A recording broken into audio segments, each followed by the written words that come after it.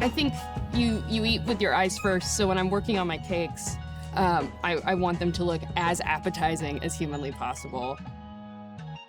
Trying to bring things that I personally love, like Japanese food, Korean food. I lived in Japan for just a little bit and got to see a lot of how they create very detail-oriented, French-inspired food.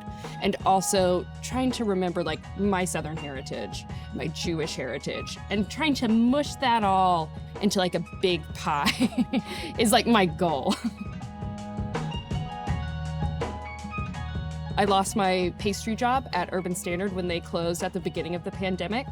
And I made an Instagram. I was just like, let's see if people like this Japanese bread that I'm making in my apartment. And they did. And it got pretty serious pretty fast. And now we're opening a bakery. So yeah, here we are. I grew up in Chelsea, Alabama, in a space that at the time was not very developed, like Chelsea, Alabama is now, so there wasn't a lot to do. So we cooked. I was making choux pastry when I was like 10, just bored in my kitchen being like, this will be great. So it was like something that was a pastime for my family, to just hang out in the kitchen and cook together. I went to Stanford for fine art.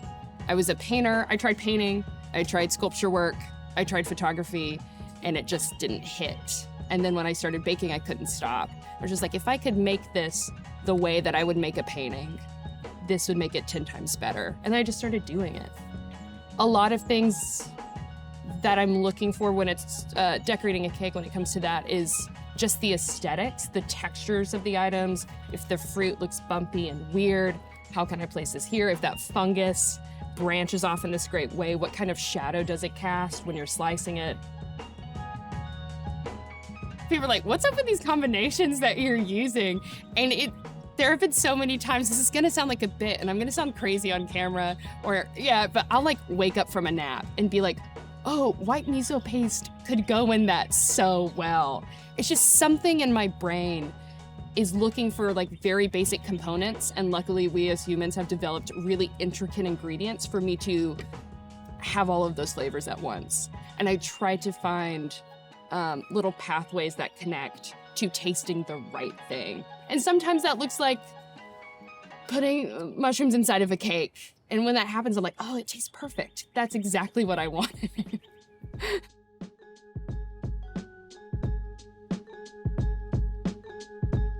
For me, half the time is just seasonality. It's like just doing basic research. What I know is going to be as delicious as it is peak during the season.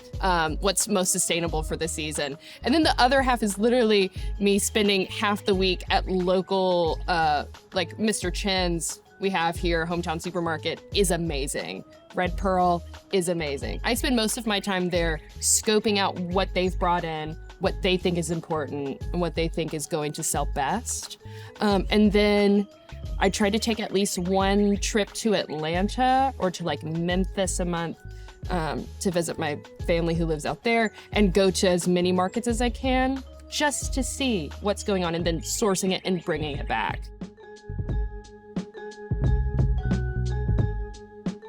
Doing like a Passover Seder box. These are foods that I grew up on, and those flavors like live in my soul.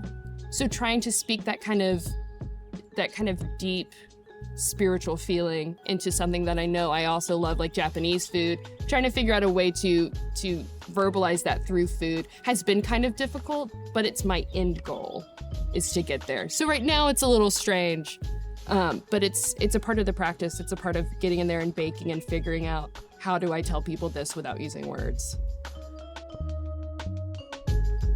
Watching people, like, for me, when I post a cake on Instagram and I see somebody be like, oh, that's really pretty, but then watching them be able to experience the flavors that I've tried to capture and the overall essence of what I'm trying to tell them through my food and watching them eat that is a very intimate experience. Because it's like you've created 10 hours worth of art and it's being destroyed in front of you and they're so elated. And it's just, to me, it's like giving somebody a bear hug. It's like, I've done this for you. So that's the big language I'm trying to speak to folks when they're eating the food. It's a big bear hug. That's really pretty.